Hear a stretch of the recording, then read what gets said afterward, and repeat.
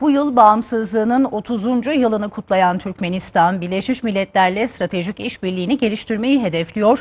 Türkmenistan Devlet Başkanı Gurbanguly Berdimuhamedov, Birleşmiş Milletler Genel Kurulu'nun 76. oturumuna video konferans yöntemiyle katıldı. Birleşmiş Milletler Genel Kurulu'nun 76. oturumu gerçekleşti. Oturumda uluslararası ilişkiler tüm yönleriyle masaya yatırıldı. Ana başlıklar arasında barış ve güvenliğin sağlanması, sürdürülebilir kalkınma hedeflerine ulaşılması, ekoloji ve salgınla mücadelede çok taraflı işbirliğinin sağlanması yer aldı.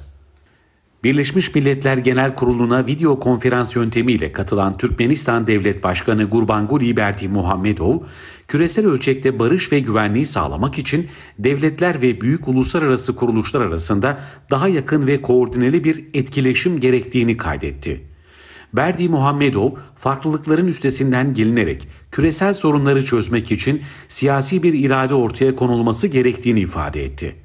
Koronavirüsün ortak bir tehdit olduğunu vurgulayan Türkmenistan lideri, bu sorunun devletler arası ilişkilerde bir etki aracı olarak kullanılarak siyasallaştırılmaması gerektiğini söyledi.